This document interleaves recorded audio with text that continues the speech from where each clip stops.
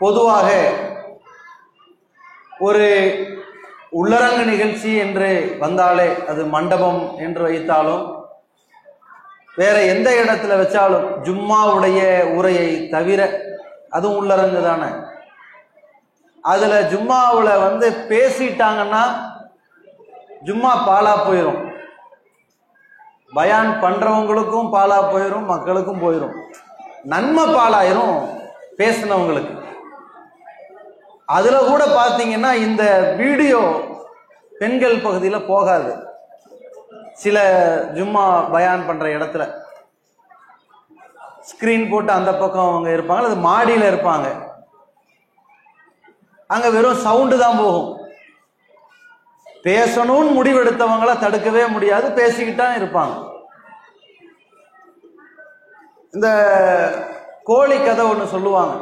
இந்த பயான்ல நான் 1-2 கதை சொல்லுவேன். அதை சின்ன பிள்ளைங்க நல்லா ஞாபகம் வச்சுக்கோங்க. பயான் முடிஞ்ச பிறகு நான் கேட்பேன், சரியா? ஒரு கோழி கதை சொல்லுவாங்க. 3 பேர் தொழுதுகிட்டு இருந்தாங்களாம். தொழுதுகிட்டு இருக்கும்போது இடையில ஒரு கோழி போச்சான்.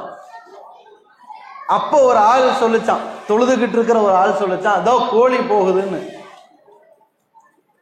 இன்னும் 6 ஆளு தொழுதுகிட்டு இருக்கும்போது சொல்லிச்சான், தொழுகும் போது பேசக்கூடாது அப்படின்னு. தொழுதுட்டே இன்னொரு ஆள் சொல்லிச்சான், நல்ல வேளை நான் தான் பேசாம இருக்கேன்னு. இது பேசுறவங்க வாயை அடைக்கவே முடியாது. ஆனா வேற வழி இல்லை. இந்த மாதிரி ஒரு அரை மணி நேரம் 3/4 மணி நேரம் கொஞ்சம் அட்ஜஸ்ட் பண்ணிக்கிட்டா தான் செய்திகள் உங்களுக்கு தெளிவாக சென்றடையும். இது ஒரு கதை. அடுத்து வேற ஏதாவது இடையில சொல்றேன். இப்ப உள தூய்மை அப்படிங்கிறாங்கல்ல, மனசு சுத்தம் அப்படிங்கிறாங்கல்ல, இதை அல்லாஹ் ரப்புல் ஆலமீன் ஒரு அடியானிடத்திலே எதிர்பார்க்கிறான். ஏன் என்று சொன்னால், இந்த உலகத்தில் அல்லாஹ் நம்மை ஒரு சோதனைக்குத்தான் வாழ வச்சுக்கிட்டு இருக்கிறான். நம்மளை அல்லாஹ் தஆலா ஏதோ நல்லதொரு வாழ்க்கை வசதிகளை கொடுத்து நிம்மதியாக விட்டிருக்கிறான்னு நம்ம நினைச்சிடக்கூடாது. மறுமை என்ற ஒன்றை நம்பாதவர்கள், அல்லாஹ் என்ற அந்த கடவுள் நம்பிக்கை இல்லாதவர்கள் தான் இந்த உலகம் நிரந்தரம்னு நினைச்சுக்கிட்டு இருப்பாங்க. அவங்க இந்த உலகத்துல சம்பாதிக்கிறதுக்காக எப்படிப்பட்ட பாவங்களையும் செய்வார்கள். மான மரியாதையை இழந்தாவது சம்பாதிப்பார்கள். உயிரை கூட பணயம் வைத்து சம்பாதிப்பார்கள். கடந்த காலத்துல அந்த ஒரு பாடல் வரியில சொல்லுவாங்க, ஆண்டவன் படைச்சா என்னிடத்துல கொடுத்தா அனுபவி ராஜான்னு என்னை அனுப்பி வச்சுட்டான்னு. துன்யாவுக்கு வாழ்ந்த மாதிரியே அந்த சித்தாந்தங்களை விளங்கி வைத்திருக்கிறார்கள். மறுமைன்னு நம்பிக்கை அவங்களுக்கு கிடையாது. அப்படி உலகத்தை மட்டும் நம்பிக்கை வைத்து வாழக்கூடியவர்களால் துன்பத்தை தாங்கவும் முடியாது. அவர்கள் இழக்கக்கூடிய ஒரு சின்ன இழப்பை கூட ஜீர்ணிக்கவும் முடியாது. ஏன்? அவங்களுக்கு துன்யா மட்டும்தான வாழ்க்கை. மறுமையில அவங்க நம்பல. துன்யா மட்டும்தான் நமக்கு நம்பிக்கிட்டு இருக்கிறவங்களுக்கு இங்க எதை இழந்தாலும் தாங்க முடியாது. எதை பெற்றாலும் அந்த பூரிப்பு உச்சத்தில் இருப்பாங்க. ஆனால் அல்லாஹ் நம்மை எப்படி அமைத்திருக்கான் என்றால், உங்களை நான் வாழ வச்சுக்கிட்டு இருக்கிறேன்ல, எதுக்கு வாழ வச்சுக்கிட்டு இருக்கிறேன்? உங்களை பரீட்சை நடத்தி கொண்டிருக்கிறேன், உங்களை சோதிச்சுக்கிட்டு இருக்கிறேன். நீ நல்லவ மாதிரி இருக்கிறையா, கெட்டவ மாதிரி ஆயிடுறியா என்று சோதித்து கொண்டிருக்கிறோம். நீ பாவியாக போகிறாயா, படைத்தவனை பயப்படுகிறாயா என்று சோதனைக்குத்தான் நம்மளை வாழ வச்சுக்கிட்டு இருக்கிறான். அப்ப நமக்கு சோதனை முடிவடையாதான் நம்ம இடத்துல ஒரு கேள்வி வரலாம். முடிவடையும். எப்ப தெரியுமா? நம்ம உயிர் பிரியும் போது முடிஞ்சிடும். அல்லாஹ்வுடைய தூதர் அவர்கள் சொல்றாங்க, ஒரு அடியானை அல்லாஹ் அவன் சக்திக்கு ஏற்ற மாதிரி சோதிச்சுக்கிட்டே இருப்பான். அவன் கெப்பாசிட்டி, அவனால எவ்வளவு தாங்க முடியும் அப்படின்னு சோதிச்சுக்கிட்டே இருப்பான். ஒரு கட்டத்துல இந்த சோதனையை பொறுத்து பொறுத்து பொறுத்து ஒவ்வொரு சோதனையை அவன் பொறுத்து கொள்ள அவன் பாவங்கள் எல்லாம் மன்னிக்கப்பட்டே வரும். இறுதியாக அவன் இடத்தில் ஒரு குறை கரை இல்லை. உடனே அல்லாஹ் என்ன பண்ணுவான்? சோதனைக்கும் ஓரளவுக்கு முடிஞ்சு போச்சு. அவனும் அப்பழுக்கற்றவனா இப்போ ஓரளவுக்கு மாறிட்டான், தெளிவா இருக்கிறான். இதுக்கப்புறம் எதுக்கு இவன் வாழணும்? ரூஹ கைப்பற்றிடுவான்ல, அதோட கதையும் முடிஞ்சிச்சு. யாருக்காவது சோதனை இல்லாம வாழ நினைச்சோம்னா கபரஸ்தானுக்கு தான் போகணும், போயிட்டு வரதல்ல, போனா வர முடியாது, அந்த நிலை ஏற்பட்டு விடும். அப்ப இதை நாம ஆழமாக மனதில் பதிவு செய்து கொள்ள வேண்டும். இந்த சோதனை காலம் அல்லது ஹலக்கல் மௌத்தவல் ஹயாத்த, அவனே மரணத்தையும் உங்களுக்கு ஏற்படுத்துவான், அதை உண்டாக்கி இருக்கிறான், வாழ்வையும் உண்டாக்கி இருக்கிறான். எதற்கென்றால் லி எபுலுவக்கும் ஐயுக்கும் அஹ்சனு அமலா, உங்கள நற்காரியங்கள்ல யாரு சிறந்து விளங்குகிறார்கள் என்று பரீட்சை செய்வதற்கு, சோதிச்சு பார்க்கறதுக்கு தான் அல்லாஹ் தஆலா இப்படி அமைச்சிருக்கான். இது அல்லாஹ் ஒரு அடியானிடத்துல சிறந்த காரியமாக, அந்த அழகான காரியமாக எதை எதிர்பார்க்கிறான் என்றால் உள தூய்மை. எதற்காக இந்த உள தூய்மை என்றால், எல்லா விஷயத்திலும் இந்த உள தூய்மை இருக்கணும். மனசு சுத்தம் அப்படிம்பாங்கள, அது எல்லா விஷயத்திலும் இருக்கணும். பொதுவாக இந்த வார்த்தையை சொன்ன உடனே எல்லாரும் என்ன செய்வாங்க, டக்குன்னு அவங்களுக்கு என்ன ஞாபகம் வரும்னா, நம்ம அடுத்தவங்கள்ட்ட பேரு புகழ் பெறுவதற்காக வேண்டி தர்மம் செய்யக்கூடாது, அல்லாஹ்வின் திருப்தியை நாடிதான் தர்மம் செய்யணும், உள தூய்மை முக்கியம்னு சொல்லிடுவாங்க. ஆனால் இது உள தூய்மை என்பது பறந்து விரிந்த பொருள். கொள்கையில் உள தூய்மை இருக்கணும். நம்முடைய உள்ளத்தில் தூய்மையான கொள்கையை நாம் பதிவு செய்திருக்கணும். எப்ப வரைக்கும் அது தூய்மை இருக்கும் என்றால், அந்த கொள்கையோடு எந்த வழிகேடும் சேராமல் இருக்கும் வரை அது தூய்மையா இருக்கும். எப்படி? அல்லாஹ் தான் கடவுள், வணக்கத்திற்கும் வழிபாட்டிற்கும் அனைத்திற்கும் தகுதியானவன் அல்லாஹுதான். லா ஷரீக லஹு, அவனுக்கு எந்த இணை பங்காளி கிடையாது. அல்லாஹுதான் கடவுள் என்கிற அந்த நம்பிக்கையில நான் யாரையும் அதுல மிக்ஸ் பண்ண மாட்டேன், கலப்படம் பண்ண மாட்டேன், அல்லாஹ் மட்டும்தான் பியூரா நான் நம்புவேன்னு ஒருத்தன் ஏற்படுத்தி கொள்வானேயானால், இது கொள்கையில் அவனிடத்தில் இருக்கின்ற உள தூய்மை. அந்த தூய்மையான கொள்கைக்குத்தான் மறுமையில் வெற்றி கிடைக்கும். அந்த தூய்மையான கொள்கையில சின்ன கலப்படம் வந்தாலும் நரகத்துக்கு போயிடுவான். உதாரணத்திற்கு, கடவுளே இல்லைன்னு போறாங்கல்ல, அல்லாஹே கிடையாதுன்னு, அவர்கள் காஃபிர்கள், இறை நிராகரிப்பாளர்கள், அவர்கள் நரகத்திற்கு போவார்கள் அல்லாஹ் திருக்குர்ஆன்ல குறிப்பிடுகிறான்.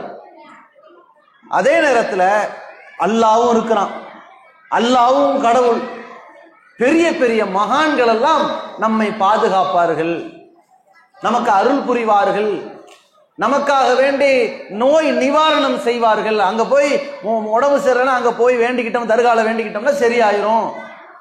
நமக்கு நோய் நிவாரணத்தை தரக்கூடிய ஆற்றல் அவங்களுக்கு இருக்குது என்று அந்த இறை நம்பிக்கையில கலப்படம் செய்வார்களே. ஆனால் அந்த தூய்மை அங்கே கலங்கப்பட்டு விட்டால் அவன் நரகத்துக்கு போவான். எந்த அளவுக்கு காஃபிர்களை பற்றி அல்லாஹ் சொல்லும் பொழுது, உலாயிக்க கூதுன்னார், இவங்கெல்லாம் யாரு தெரியுமா, நரகத்தின் எரிபொருள்னா. நரகம் என்பதே அந்த நரகத்துல குற்றவாளிகளை தூக்கி போட போறான் அல்லாஹ். குற்றவாளிகள் தூக்கி போடப்படுவதற்கு முன்னால் நரகம்னு ஒரு இது உண்டாகணும்ல, நெருப்பு. அந்த நெருப்பு எப்படி உண்டாகும்? நம்ம நெருப்பை எப்படி உண்டாக்குவோம்? விறக வச்சு உண்டாக்குவோம் இல்லையா? அல்லது பெட்ரோல், டீசல், கேஸ் உண்டாக்குவோம். நரகத்தின் எரிபொருளாக அல்லாஹ் அங்கே எதை வச்சு உண்டாக்குறான்னா, கல்லை எரிக்கிறான். கல் எரிஞ்சிருக்கிறத நீங்க பார்த்திருக்கிறீங்களா? விறகு எரியும். 3 கல்லுக்கு நடுவில் விறகு எவ்வளவு வச்சாலும் விறகு எரிஞ்சுக்கிட்டு இருக்கும். எவ்வளவு வெப்பம் வந்தாலும் கல் எரியாது. 2 கல்லுக்கு மத்தியில் இரும்ப வைங்க, அது கூட செவப்பாயி வளைக்கலாம், ஆனா கல் எரியாது. அல்லாஹ் கல் அங்க எரிப்பான். எரிக்கிற இடத்துல கல்லை வைத்து கொண்டு அதோட சேர்ந்து எதை இணைச்சுக்குவான் தெரியுங்களா? எரிபொருளாக சில மனிதர்களை வைப்பான். எந்த மனிதர்கள்? இறைவனை நம்ப மறுத்தவர்கள் அதுல சேர்த்துட்டுருவான். அவர்களையும் கல்லையும் சேர்த்து எரிச்சு உண்டாக்கப்படுகிற நெருப்புல குற்றவாளிகளை தூக்கி போடுவான் அல்லாஹ். நரகத்தின் எரிபொருள் யார்? காஃபிர்கள்னு அல்லாஹ் அதுல குறிப்பிடுறான். இன்னொரு இடத்துல சொல்லும் பொழுது, கூ அன்புசக்கும் அகலீக்கும் நாரா, இறை நம்பிக்கை கொண்டவர்களே, உங்களையும் உங்கள் குடும்பத்தாரையும் நரகத்திலிருந்து காப்பாத்திக்கிங்க. வகூது ஹன்னாசு வல் ஹிஜாரா, அதன் எரிபொருள் மனிதர்களும் கற்களுமாக இருக்கிறார்கள் அப்படின்னு அல்லாஹ் சொல்றான். இந்த காஃபிர் இறை நிராகரிப்பாலும் யாரு? அல்லாஹ்வே இல்லைன்னு சொல்றவன் தான் நம்ம நினைச்சுக்கிட்டு இருக்கிறோம். ஆனால் அல்லாஹ் குர்ஆன்ல குறிப்பிடுகிறான், அல்லாஹுவோடு அந்த கடவுள் நம்பிக்கையில யாரையும் சேர்த்து கொண்டாலும் உள்ளத்தில் இருக்கின்ற கொள்கையின் தூய்மை கெட்டு பாழாகிவிட்டது, அவர்கள் காஃபிர் ஆயிடுவாங்க. லக்கது கஃபரல்லதீன காலு இன்னல்லாஹ சாலிசு சலாசா. குர்ஆன்ல அல்லாஹ் குறிப்பிடுகிறான், அல்லாஹ் மொத்தம் 3 கடவுள் இருக்கிறாங்க. மரியம் ஒரு கடவுள், அவங்க மகன் ஈசா ஒரு கடவுள், அல்லாஹ் ஒரு கடவுள், இது அல்லாஹ் 3வது கடவுள் என்று சொல்பவர்கள் காஃபிராகி விட்டார்கள் அல்லாஹ் சொல்றான். அல்லாஹ்வே இல்லைன்னு சொல்றவனும் காஃபிர் தான். அல்லாஹ்வோட சேர்ந்து ஒரு தூதரை, இறை தூதரை கடவுளை அந்தஸ்தில் வைத்தவர்களும் காஃபிர்கள் தான். இன்னும் சொல்ல போனால் அந்த இறை தூதர் யார்? நபி ஈசா அலைஹிஸ்ஸலாம் அவர்கள் பிறந்த போது பேசியவர், அல்லாஹ் பேச வச்சான். குருடர்களையும் காது கேட்க முடியாத செவிடர்களையும் நிவாரணப்படுத்தியவர், அல்லாஹ் அதை செஞ்சு காட்டினான். செத்து போனவர்களை எழுப்பியவர், அல்லாஹ் அந்த அற்புதத்தை நிகழ்த்தி காட்டினான். இந்த நிகழ்த்தி காட்டி இவர் தூதரு, நான் தான் இவரை தூதரா நியமிச்சிருக்கிறேன் என்பதை நீங்கள் நம்ப வேண்டும் என்பதற்கான ஆதாரம் இதுதான் காட்டினான். மக்கள் என்ன பண்ணாங்க? இவரை கடவுளுங்கிற அந்தஸ்துல வச்சுட்டாங்க. ஏன்? இவ்வளவு பெரிய அற்புதம் பண்ணியிருக்கிறாரு, தகப்பன் இல்லாம பிறந்திருக்கிறாரு. அப்ப அல்லாஹ் சொல்றான், தகப்பன் இல்லாம பிறந்தாரு, நீ இவரை கடவுளுங்கிறீங்களே, அப்ப ஆதம் எப்படி பிறந்தாரு? தாயும் இல்ல தந்தையும் இல்ல தானே, அப்ப அவரு கடவுளா? ஆதாம் கடவுள்னு யாரும் சொல்றது இல்ல, ஆனா ஈசாவை கடவுள் என்று நம்புறீங்களே, என்ன நியாயம்? இது வழிகேடு இல்லையான்னு அல்லாஹ் புரிய வைக்கிறான். அப்ப இந்த அளவிற்கு கடவுளோடு சேர்ந்து ஒருவரை இணைத்தாலும் அது வழிகேடு, அது குஃப்ரு, இறை நிராகரிப்பு, உள்ளத்தின் கொள்கையின் தூய்மை பாழாகிவிடும். இப்படி இருந்தா இன்னைக்கு அவுலியாக்கள்ங்கிற பேர்ல, பெரியார்கள்ங்கிற பேர்ல, மகான்கள்ங்கிற பேர்ல இறந்து போனவர்கள், அது நத்தர் ஷாங்கிற பேர்ல இருந்தாலும் சரி, சாகுல் அமீதுங்கிற பேர்ல இருந்தாலும் சரி, இப்ராஹிம் சாஹிபின் பேர்ல இருந்தாலும் சரி, முஹீதீன் அப்துல் கார் ஜெயிலானின்னு வச்சாலும் சரி, இவர்கள் யார்? மனிதர்கள். இவர்களை அல்லாஹ்வுடைய ஸ்தானத்துல வச்சு, இப்ப நமக்கு உடம்பு சரியில்லை, யா அல்லாஹ் எனக்கு நிவாரணத்தை கொடுன்னு அல்லாஹ்ட்ட கேட்கிறோம். ஏன்? அல்லாஹ் நேர்ல பாக்குறோமா? அல்லாஹ் நம்மளை பார்த்துக்கிட்டு இருக்கா, நம்ம நம்புறோம். அதே நேரத்துல அல்லாஹ்ட்ட போன்ல பேசுறோமா? அல்லாஹ் 7 வானத்துக்கு மேல இருக்கிறான் அரிசில. அல்லாஹ் நம்மளை கண்காணிச்சுக்கிட்டு இருக்கிறான், அனைத்தையும் செவிய இருக்கிறான், நமக்கு தெரியும். நம்ம எந்த மொழியில பேசினாலும் அல்லாஹ்வுக்கு புரியும், நமக்கு தெரியும். சத்தம் போட்டு நம்ம பேச தேவையில்லை, அல்லாஹ்வுக்கு நன்கு காது கேட்கும்னு தெரியும். இதே மாதிரி உடல்நிலை சரியில்லைன்னு அப்துல் கார் ஜீலானியை எங்களுடைய சிஃபா கொடுங்கன்னாங்கன்னா இவங்க எப்படி நினைக்கிறாங்க? எந்த மொழியில கேட்டாலும், எங்கிருந்து கேட்டாலும், எங்க ஈராக்ல பாக்தாதுல இறந்து போய் அடக்கம் செய்யப்பட்ட முஹீதீன் அப்துல் கார் ஜீலானி இப்ப நம்ம கேட்கிற துவாவையெல்லாம் காது கொடுத்து கேட்கிறாரு, நம்புறாங்கல்ல. இது ஷிர்கா இல்லையா? இது அல்லாஹ்வோட இணை வைக்கிற பாவமா இல்லையா? இந்த துரோகத்தை அல்லாஹ் ஏற்றுக்கொள்வானா? இந்த கொள்கையில் தூய்மை, உள்ள தூய்மை பாழாகிவிடக் கூடாது. நாம் அல்லாஹ்வை மட்டும்தான் வணங்க வேண்டும். இது எல்லா தருணத்திலும் இந்த கொள்கை இருக்கணும். இது ஃபர்ஸ்ட். ரெண்டாவது, வணக்க வழிபாட்டில் உள்ள தூய்மை, தொழுக, நோன்பு, ஜக்காத்து, ஹஜ்ஜு, இந்த காரியங்களை யாருக்காக செய்கிறோம்? இங்க ரொம்ப முக்கியம். யாருக்காக செய்கிறோம்? அல்லாஹ்வுக்காக செய்கிறோம் என்பதை நம்முடைய செயலில் எப்படி நிறுவ வேண்டும்? தொழுகை இருக்கு பாருங்க, தொழுகையை எங்கும் அந்த வக்து நிறைவேற்றிடணும். அந்த நிறைவேற்றக்கூடிய நேரத்தில் நாம் நம்முடைய தொழுகையை கடைபிடிப்பது எதற்காக? நாளை மறுமையில முதன்மையாக வணக்க வழிபாட்டில் தொழுகை தான் கேள்வி கேட்கப்படும். வணக்க வழிபாட்டில் ஃபர்ஸ்ட் கேள்வி தொழுகையை பத்தி. இந்த மனித உரிமை மீறல்கள் நடக்குதுல, நிறைய குற்றம் பண்றாங்கல்ல, அதுல திருடுறான், கொள்ளையடிக்கிறான், வழிப்பறி பண்றான், ஏமாத்துறான், கலப்படம் பண்றான். ஆனா அதுல ஃபர்ஸ்ட் கேள்வி கொலை செய்யப்பட்டதற்கு. குற்றவியல்ல முதல் கேள்வி கொலை சம்பந்தப்பட்டது. வணக்க வழிபாட்டில் முதல் கேள்வி தொழுகை பற்று. சிறந்த நற்காரியங்களை செய்தவர்கள் என்பதுல சிலரை அல்லாஹ் முதன்மையா விசாரிப்பான், அது அடுத்து பார்ப்போம். அப்ப இந்த தொழுகை முதன்மை அல்லாஹ் கேட்பான் நினைத்து கொண்டு ஒருத்தர் தொழுகிறார். எப்படி தொழுகிறாரு? அல்லாஹ்வுடைய தூதர் சொல்லித்தராங்க, நீ எப்படி தொழ வேண்டும் தெரியுமா?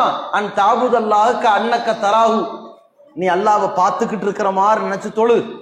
ஃப இல்லம் தக்குன் தராஹு, நீ அவனை பார்க்க முடியாட்டினாலும் கூட இன்னஹு யராக்க, அவன் உன்னை பார்த்துக்கிட்டு இருக்கிறான்.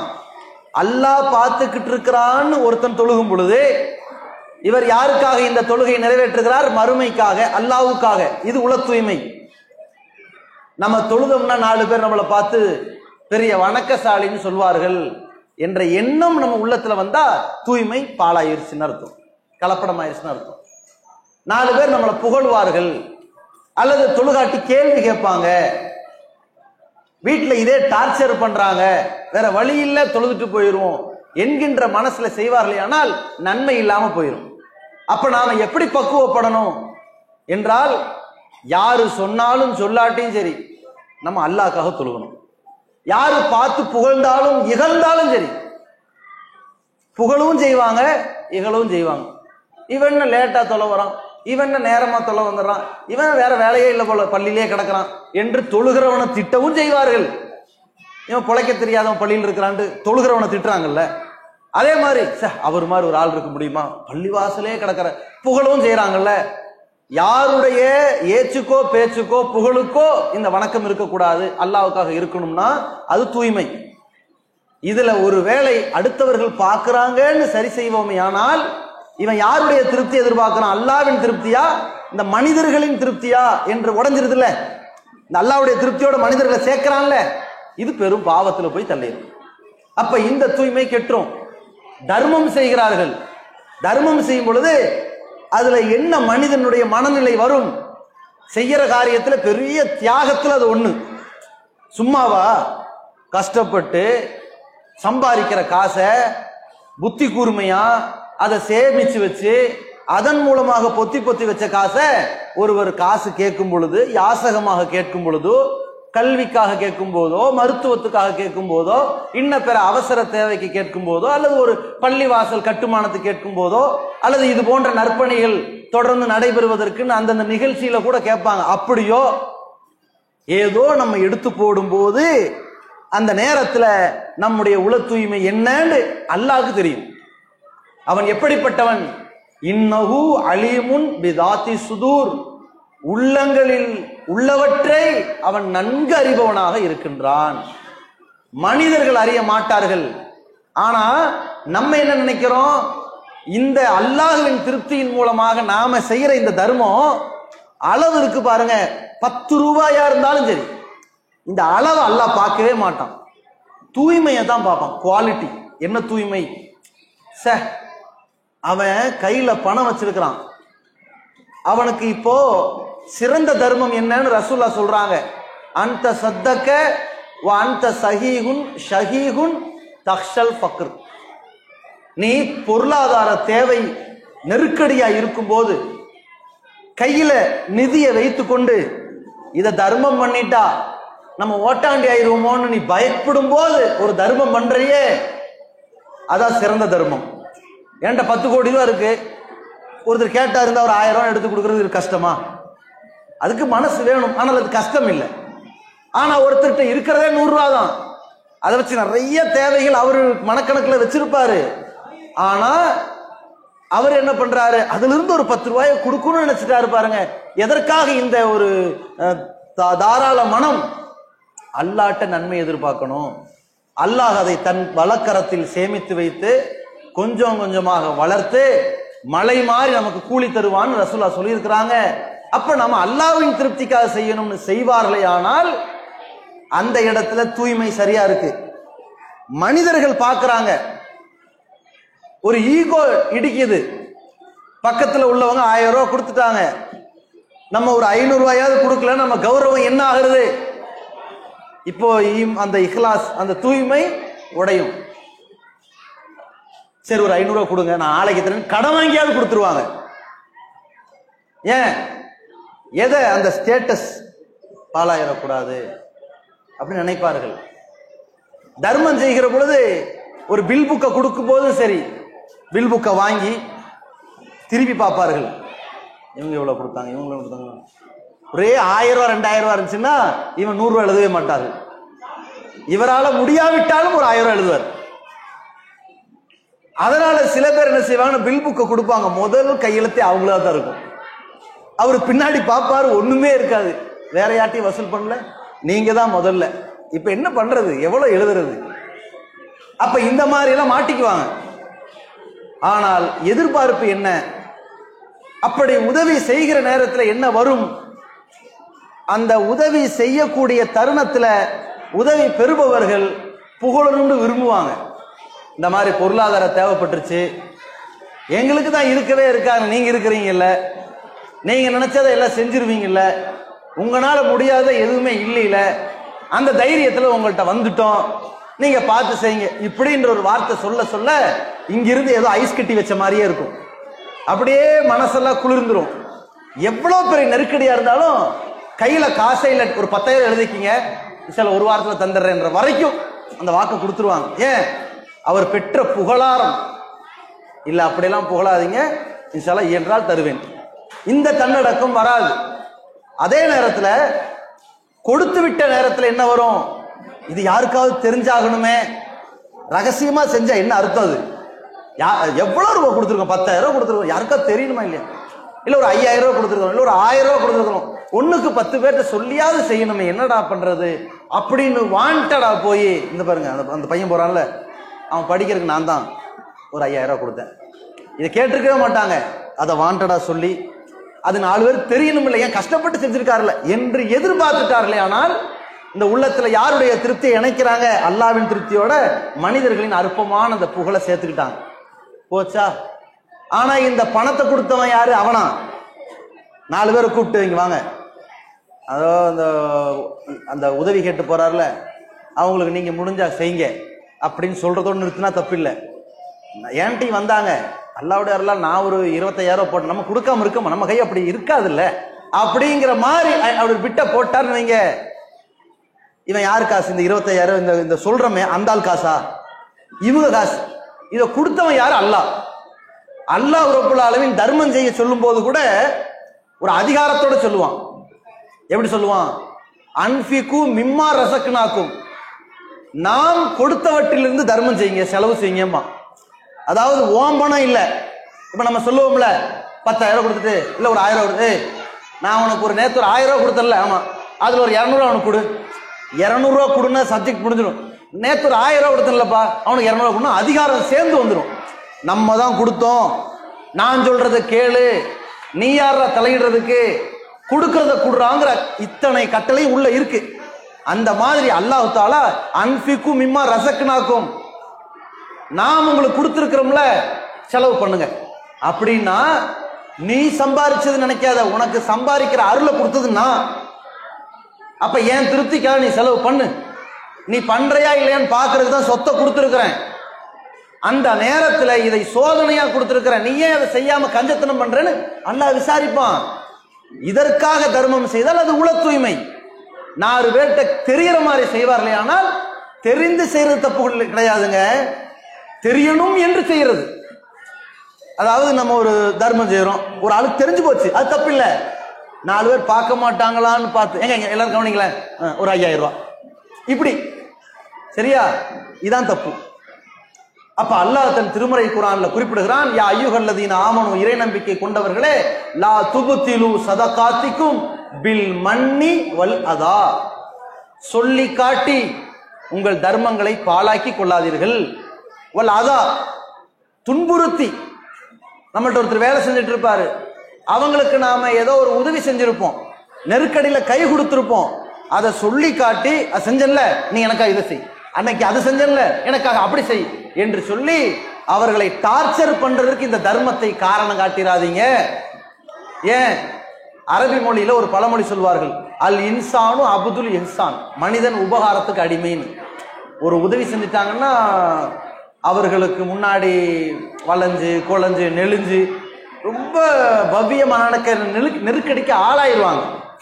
ஏன்? அவங்க உதவி செய்யறாங்க, அவங்களை எதிர்க்க முடியாது, அந்த மாதிரி ஒரு அடக்கம் வந்துடும். அந்த மாதிரி அல்லாஹ் சொல்கிறான், உன் பொருளாதார உதவியை வைத்துக் கொண்டு ஆதிக்கம் பண்ணிராத. இங்க இஹ்லாஸ், ஈமான், அதுல குறிப்பா உள தூய்மை போயிடும்.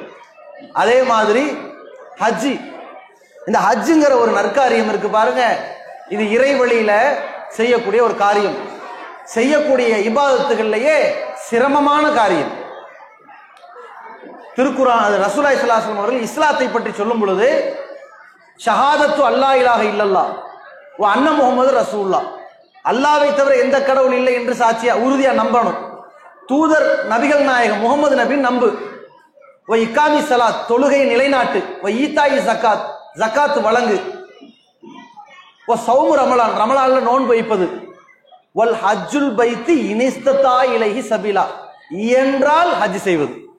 இந்த 4 வணக்கத்தை சொல்லும் போது இயன்றால் அப்படின்னு சொல்லல, இந்த ஹஜ்ஜ சொல்லுவது இயன்றால் அது கஷ்டமான செயல்.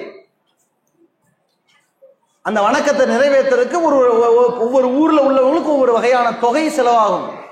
சிலருக்கு 1 லட்ச ரூபாய் செலவாகும், சிலருக்கு 5 லட்ச ரூபாய் செலவாகும், சிலருக்கு 10 லட்ச ரூபாய் செலவாகும். அந்த ஊர்க்காரனா இருந்தாலும் அவனுக்கு உடல் சக்தி தேவை. ஏன், அந்த வணக்கத்தை பொறுத்தவரை சில நாட்கள் செய்யணும், இங்கும் அங்குமாக அலையணும், நிறைய வேலைகள் இருக்கிறது. அப்ப இந்த வேலையை, இந்த ஹஜ்ஜை ஒருவர் செய்கிற பொழுது, இல்ல நாளை மறுமை நாள்ல உனக்கு வசதி வாய்ப்பெல்லாம் கொடுத்தன்ல, சக்தி இருந்துச்சுல்ல, இந்த ஹஜ்ஜை செஞ்சையான்னு அல்லாஹ் கேட்டுட்டா என்று செய்யறானா, அந்த செல்வத்தில் இப்படி நடந்து கொண்டானா, அல்லது ஊர் உலகத்திற்கு ஹாஜியாருங்கிற பட்டத்திற்காக செஞ்சானா? 4 பேர் நம்மளை சொல்லணுமே, புகழணுமே, ஊருக்கெல்லாம் தெரிவிச்சுட்டு போய் இதை செய்யணுமே, செஞ்சு முடிச்சுட்டு வந்து விளம்பரப்படுத்தணும்னு செய்யறானா? அல்லாஹ் பார்ப்பான். ஒவ்வொரு வார்த்தைகளிலும் நம்முடைய உள்ளங்களை அவன் கண்காணித்துக் கொண்டிருப்பவன். அந்த நேரத்தில் நம்முடைய உள்ளத்தில் தூய்மை இருக்கணும். எந்த அளவுக்குன்னா, பெரிய சிரமமான காரியங்கள் 3 நல்லா புரிஞ்சுக்குங்க.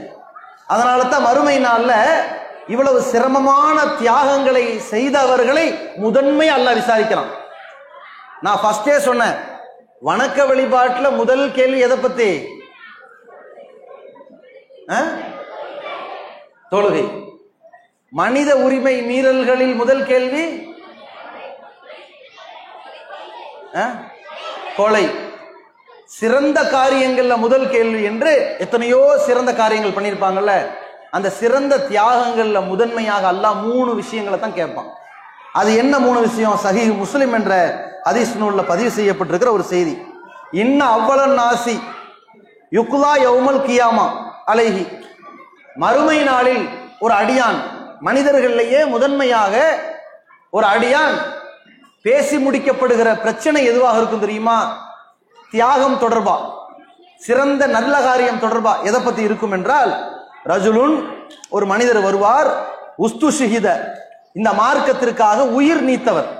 அது எவ்வளவு பெரிய தியாகம்!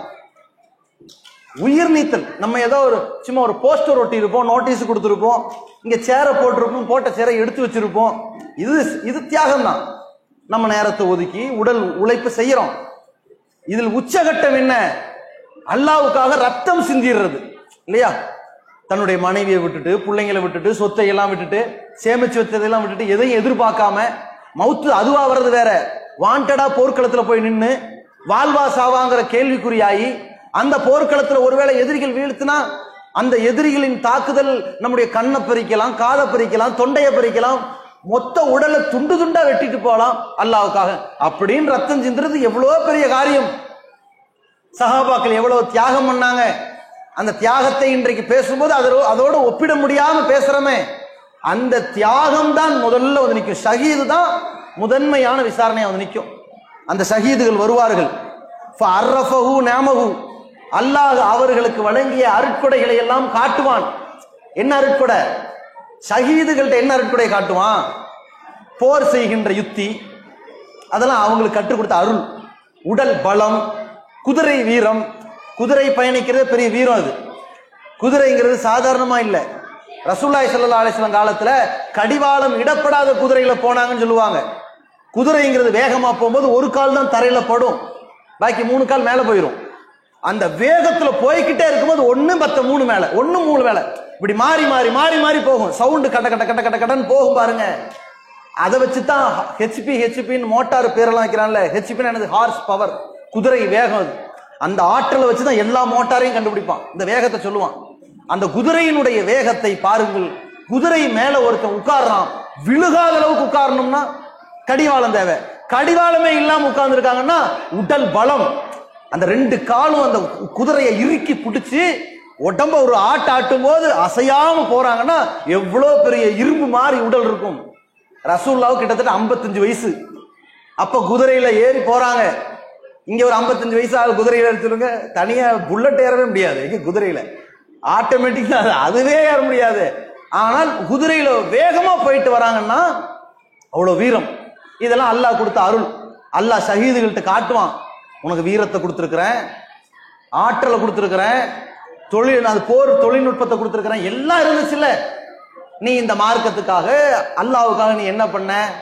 அப்ப அந்த அடியான் சொல்லுவான், இறைவா இந்த மார்க்கத்துக்காக நான் ரத்தம் சிந்திருக்கேன்பான். அல்லாஹ் என்ன சொல்லுவான்? இவன் உள்ளத்தை அறிந்தவன் அல்லாஹ், தியாகம் பண்ண போனவனுடைய உள்ளத்தை அறிந்தவன் அல்லாஹ். உண்மையிலேயே அல்லாஹ்வுக்காக தான் செஞ்சவன அல்லாஹ்வுக்கு தெரியும். ஆனா மக்கள்கிட்ட பேர் வாங்கணும், வீரர்னு சொல்லணும், படை வீரர் போர் வீரர்னு சொல்லணும், பெரும் தளபதின்னு புகழப்படணும்னு பேர் வாங்கறதுக்கு செஞ்சில.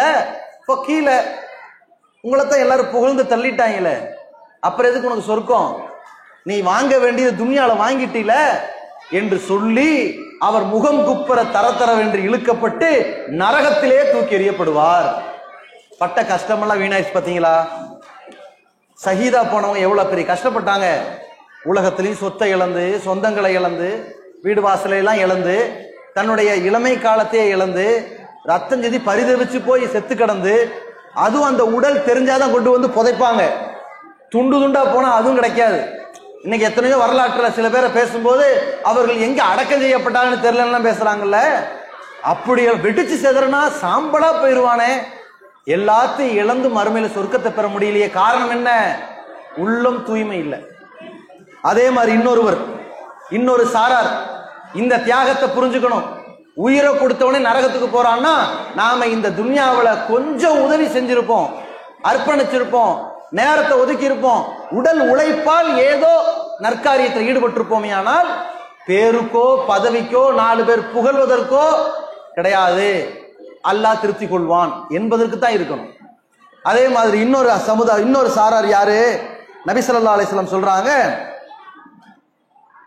அந்த சில மனிதர்கள் வருவார்கள், ரஜுலுன் அல்லமல் இல்ம, அல்லாஹ் அவனுக்கு அருளை கொடுத்திருக்கிறான், மார்க்க அறிவை கற்றுக்கொள்கிறார், ஓ அல்லமஹு பிறருக்கு கற்றும் கொடுத்தார், ஓ கரால் குரான் குரானையும் ஓதினார், உத்தியபிகி நாளை மறுமையில வருவார். நல்ல குரான் ஓதனவரு, நிறைய மார்க்கத்தை கற்றுக் கொடுத்து பிரச்சாரம் பண்ணவரு, அவரும் அழகான முறையில் அதுக்காக நேரங்களை வாழ்க்கையை ஒதுக்கி கற்றுக்கொண்டவர், மார்க்க மேதைகளாக அங்க வந்து நிற்பார்கள். அல்லாஹ் தஆலா கேட்பான், ஃபமா அமில்த ஃபீஹா, நிறைய இந்த கல்வி திறன் என்ன செஞ்ச? அப்ப அவன் சொல்லுவான், உனக்காக வேண்டி இந்த மார்க்கத்தை சொன்னேன், மார்க்கத்தை நான் கத்துக்கிட்டேன். கத்துக்கிறது சாதாரணம் இல்லை, அதுக்காக வேண்டி நேரத்தை ஒதுக்கி, நாட்களை ஒதுக்கி, வாரங்களை ஒதுக்கி, மாதங்களை ஒதுக்கி, 10, 15, 20, 30 ஆண்டுகளை ஒதுக்கி போயிருப்பாங்க. இப்ப சஹீஹுல் புகாரின்னு பாக்குறோம்ல, சஹீஹுல் புகாரிங்கிறது 7 பாகம், 7 பாகம் புத்தகம். நல்லா புரிஞ்சுக்கங்க, இதை நீங்க எழுத ஆரம்பிச்சீங்கன்னு நீங்க எத்தனை வருஷம் முடிக்கும்? 7 பாகம், அது 7000 சொச்சம் ஹதீஸ் கையில எழுதுனீங்கன்னா எவ்வளவு பிடிக்கும்? இதை இமாம் புகாரி அவர்கள் எழுதினார்கள். இதுவே இவ்வளவுனா, இந்த ஒவ்வொரு ஹதீஸுக்கும் பல பக்கங்கள் விளக்க உரை எழுதினவர் இப்னு ஹஜர். 7 பாகம் கொண்ட புகாரிக்கு 15, 20 பாகங்கள் கொண்ட விரிவுரை எழுதினார் இப்னு ஹஜர். அவர் அதை மட்டும் எழுதல, அதுல இடம்பெற்ற அறிவிப்பாளரின் வரலாறுலாம் எழுதினார் உட்கார்ந்து. கிட்டத்தட்ட அவர் வாழ்நாள்ல பல நெடுங்காலம் இதுலயே போச்சு. இந்த மாதிரி கல்விக்காக வேண்டி பல வருடங்களை கழிப்பார்கள், நல்ல மனிதர்கள் கழித்திருக்கிறார்கள். அப்படி வருடங்கள் போகும், பிறருக்கு கற்றுக் கொடுக்கிறதுக்கு பல ஆண்டுகள் போகும். குரானை அழகா ஓதுவார்கள், உலகமே அந்த ஓதுதலுடைய கிராத்தை வைத்து கொண்டு ரிங்டோனா வைப்பாங்க, அதை கேட்டு மனசு ஆறுதலா இருக்கும், அப்படி கேட்டு தொழுகணும்னு விரும்புவாங்க. நம்ம பிள்ளைங்க அந்த மாதிரி கிராத்து ஓதணும்னு ஆசைப்படுற, கிராத்துல அவ்வளவு ஈர்ப்பு இருக்குல்ல. நபிகளார் கூட என்ன பண்ணாங்க? அபு சைதில் குதிரி ரலியல்லானவர்கள், அபு மூசல் அஷரி ரலியல்லானவர்கள், இந்த அஷரி என்கின்ற ஒரு சமுதாயத்தவர்கள் குரான் ஓதுறாங்கன்னா ரசூலுல்லாஹ் ரொம்ப பிடிக்கும், அதை ரொம்ப ரசிச்சு கேட்பாங்க. அந்த மாதிரி அடுத்த சஹாபி குரான் ஓத ரசூலுல்லாஹ் ரொம்ப ரசிச்சு கேட்டிருக்கிறாங்க, அது ரொம்ப ஈர்க்கும்.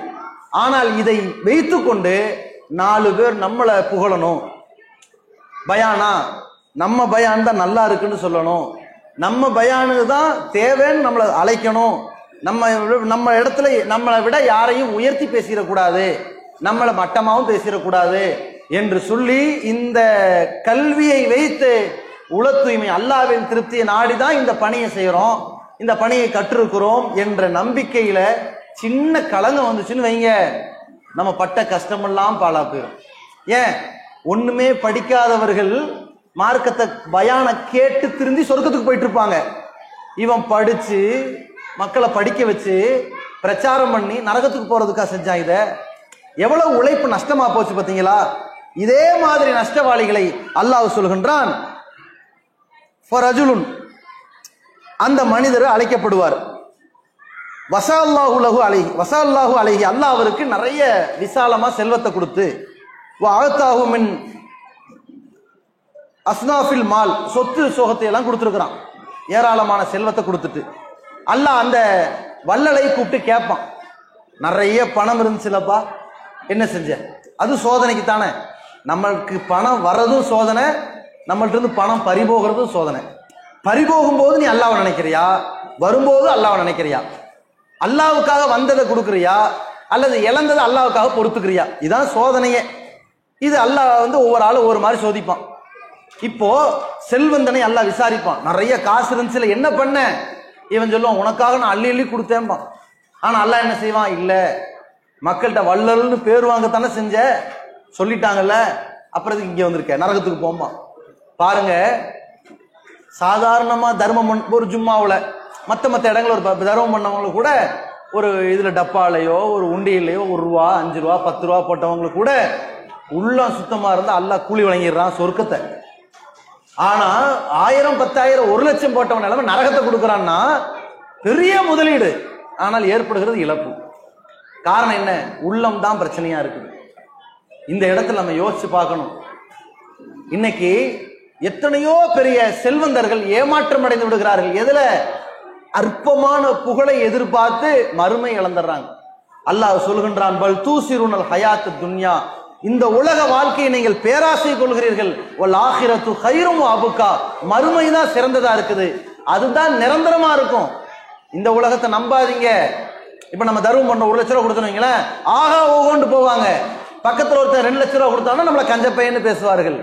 இவர்களையா நம்புகிறீர்கள்? அல்லாஹ் நமக்கு எவ்வளவு கூலி தரப்போறான், அதை நம்பணும், அதை எதிர்பார்க்கணும். இதே மாதிரி இது வணக்க வழிபாடுகளில் நாம் செய்கிற எல்லா நற்காரியங்களில் நம்மிடத்தில் இருக்க வேண்டிய உள தூய்மை. தீமையிலிருந்து விலகிறோம். இதுல என்ன உள தூய்மை தெரியுமா? நாம ஒரு குற்றத்திலிருந்து விலகிறோம்னா எதற்காக விலகிறோம்? பொதுவா சமூக கண்ணியத்திற்காக விளங்குவோம் இல்லையா? ஒரு சபையில கெட்ட வார்த்தை பேச மாட்டேன், 4 பேர் நம்மள ஒரு மாதிரி பேசுவாங்க, இது சமூக கண்ணியம். சமூக கண்ணியத்திற்காக விலகிறது தப்பில்லை. ஆனால் அதுக்கு மட்டும் விலகிட்டு தனிமையில் இருக்கும்போது பெரும் பாவம் பண்ணோம்னா அது உள தூய்மை இல்லை. இரையச்சம், நாம குற்றம் செய்யக்கூடாதுங்கிற பயம் அல்லாஹ்வுக்காக இருக்கணும். அந்த பயம் மனிதர்கள் எச்சரிப்பார்கள், மிரட்டுவார்கள், நம்மளை நிர்பந்திப்பார்கள், அதனால இந்த தவறு செய்யாம இருக்கிறோம் என்று சொன்னால் அது தப்பு கிடையாது. ஆனா அதுக்கு மட்டும் தவறு செய்யாம இருந்துட்டு மற்ற நேரங்களில் இஷ்டத்துக்கு பாவம் பண்ணாம்னா இவன் உள்ளத்துல தூய்மை இல்லைன்னு அர்த்தம். மனிதர்களுக்கு தான் பயப்படுறான், அல்லாஹ்வுக்கு பயப்படலன்னு அர்த்தம். இதை நாம தெளிவா புரிஞ்சுக்கணும். இப்போ உதாரணத்துக்கு ஒரு பள்ளிக்கூடம், மாணவர்கள் புகை பிடிக்க கூடாது, புகை பிடிக்கல, ஏன்? சட்டத்துக்காக பிடிக்கல, வெளியே போய் புகை பிடிக்கிறான், ஏன்? அப்ப ஏன் அங்க பிடிக்கல? இவன் சொன்னான்னு பிடிக்கல, அது குற்றம்னு சொல்லி அவன் விடல இல்லையா? ஆனால் அல்லாஹ் எதிர்பார்க்கிறது இது குற்றம், அல்லாஹ் நம்மளை தண்டிப்பான்னு நினைச்சு விடுறதுதான் சரியான உள தூய்மை. இது சஹாபாக்கிட்ட இருந்துச்சு. எப்படிப்பட்ட உள தூய்மை தெரியுமா? அல்லாஹ்வுடைய தூதர் சொல்றாங்க, தோழர்களே, தண்டனைக்குரிய குற்றங்கள் இருக்குது. இப்போ ஒரு ஆள் துன்யாவிலே தண்டனை கொடுத்துருவாங்க. ஒரு ஆள் பொய் சொல்லிட்டான்னு வைங்களேன், பொய் சொன்னோன்னா பிடிச்ச அவருக்கு 2 கசைடின்னு சொல்ல முடியுமா? துன்யாவில் தண்டிக்க முடியாது. ஆனா திருடிட்டாருன்னு வைங்க, கையை வெட்டணும், அது ஒரு தண்டிக்கப்படுற குற்றமாயிடும். ஏமாத்திட்டாரு, அதாவது கேவலமா பேசிட்டாரு, இது தண்டனை வழங்கப்படுற குற்றமா? வழங்க முடியாது, குற்றவியல் சட்டத்துல வழங்க முடியாது. அதே நேரத்துல கொலை செஞ்சுட்டாரு, இல்ல கைகால் உறுப்பை சேதப்படுத்திட்டாருன்னா தண்டிக்கப்படுவார். அப்ப ரசூலுல்லாஹ் சொல்றாங்க, குற்றவியலுக்குரிய தண்டனை இவங்கள யாராவது செய்து, அவரும் மறைச்சு ரகசியமா செஞ்சுட்டார், அவர் அதை மறைச்சுக்கிட்டார், அல்லாஹ்வும் அதை மறைத்து வெளியே யாருக்கும் தெரியலன்னா யார் மறைச்சு வச்சிருக்கிறா? அல்லாஹ் தானே மறைச்சு வச்சிருக்கிறான். அல்லாஹ் மறைத்து கொண்டால், ஒருவேளை மறுமை வந்தால் அல்லாஹ் நாடினால் அவனை மன்னிச்சிருவான், இல்லாட்டி தண்டிப்பான். ரெண்டுமே நடக்குங்க, பாதிக்கு பாதி தான். இது ரசூலுல்லாஹ் சஹாபாக்கள் சொல்றாங்க, பாதிக்கு பாதி. ஒருவேளை உலகத்திலேயே இல்ல நான் இதுக்கான தண்டனை இங்கேயே வாங்கிக்கிறேன் என்று வாங்கி கொண்டால் மறுமையில வாங்க மாட்டான், இங்கேயே மன்னிப்பு கிடைச்சிடும். அதை கன்ஃபார்ம் மன்னிப்பு. இப்படி வைங்க, சஹாபாக்கள் எதை தேர்ந்தெடுத்தாங்க தெரியுமா? கணக்கு முடிக்கிறதையெல்லாம் இங்க முடிச்சுக்குவோம், ஏன்னா நிரந்தரமான உலகத்தை நம்ம கோட்டை விட்டுறக்கூடாது என்று தேர்ந்தெடுத்தார்கள். நாம என்ன பார்ப்போம் தெரியுமா? அல்லாஹ் நாளைக்கு மறுமையில விசாரிச்சுட்டு போட்டும், இங்க அசிங்கப்பட்டுறக்கூடாது என்று நாம நினைப்போம். இது அற்பமான உலகம். ஒருவேளை நாம் அசிக்கப்படுகிற நிலை வந்தாலும் இது ஒரு அற்பமான உலகம். இன்னைக்கு பேசுவார்கள், நாளைக்கு மறந்துடுவார்கள், அவ்வளவுதான். பெரும் பெரும் நிகழ்ச்சியே மக்கள் மறப்பார்கள். டெல்லியில விவசாயிகள் எத்தனை நாள் போராட்டம் பண்றாங்க, யாருக்காவது தெரியுது? பிரதமருக்காவது தெரியுதா? அதாவது பட்டுக்கோட்டைக்கு வழி கேட்டா கொட்டாப்பாக்கு எத்தனை ரூபான்னு கேட்டவன் திருப்பி கேட்பாங்களாம், பட்டுக்கோட்டை எப்படிப்பா போகணும், பொட்டுக்கடலை எவ்வளோங்க? நான் கேட்டது பட்டுக்கோட்டை, இவன் திருப்பி சொல்லுவான், ஆமா நிலக்கடலை 200 ரூபா தாங்க. இல்லப்பா பட்டுக்கோட்டை, ஆமா திருச்சி இந்த பக்கம் தான் போகணும்.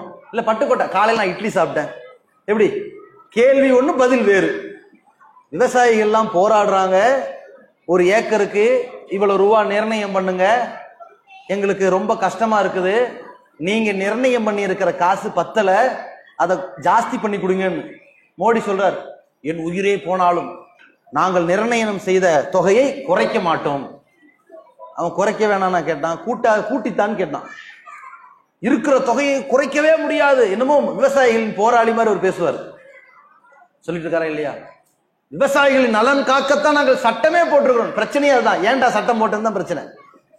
அதை பத்தியே பேச மாட்டார்கள். ஆனா போராட்டம் நடந்துகிட்டு இருக்கு. ஏதாவது யாருக்கா தெரியுதா? மீடியா நினைச்சா மறைக்கிறான். இதாங்க துன்யா.